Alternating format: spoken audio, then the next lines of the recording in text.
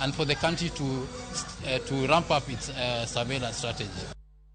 Chenro mar kawo kurutu mar jolweny norumo odiechieng' manyoro ka jalup jatend jolweny Lieutenant General J.A. Mwangi oyange kaka mano timore makare kopuoyo jogo manotayo chenrogo e gwenge mopogore opogore. Rowere gana gi gana manochopo kuonde manoyang mar temo hapgi bende opuoyo. E gwenge ma Kisii e kinde ma chenro no norumo, rowere miche gi miche nowuok mar temo hapgi ka gibedo kod paro mopogore ewi kaka chenro no nota. Simfroso Kinda nigi ler mathoth.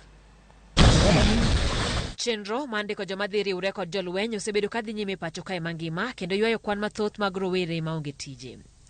To en ang'o madwarore yudo thuolo mar donjo e bad migawo mar lweny ni? E gwenge ma Kisii Central, rowere mane chopo mar temo hapgi ne omiyo rak mapek kaka yo mar walo kwan matin mar kurutu moket tenge ne gwengego.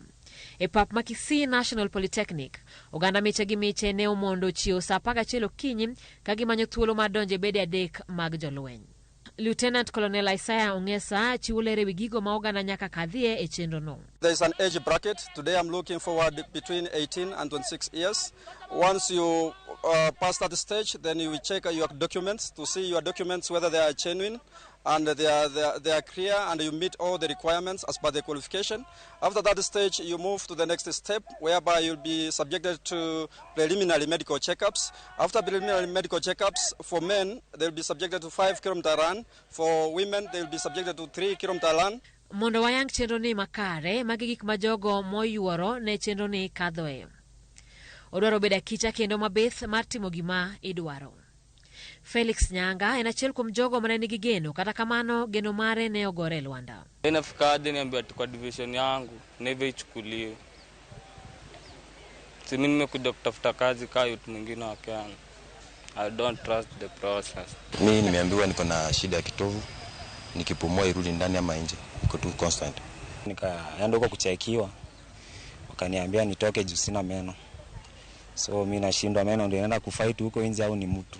Chenro mar kawo kurutu ne geto medo kwana pisas mag kadet, jolony mag lwedo, johala mabedo kod apisas mag jolweny.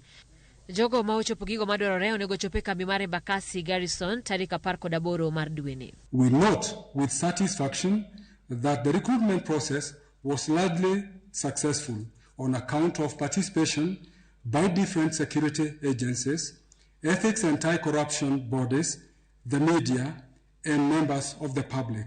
Members of the public are advised that the shortlisted applicants for the categories of specialists, officer cadets, as well as tradesmen and women will be notified through the Ministry of Defense website and mainstream print media between 17th and 24th September 2023. Kakoro chenro mar kawo jolweny orumo ayanga higani, rowere mane nigi geno kata kamano dwaro margi ne ok ochopo kare, nigi geno ni gibiro chako kendo gitem hapgi e higa manyien. Simfroso Kinda, Ramogi TV.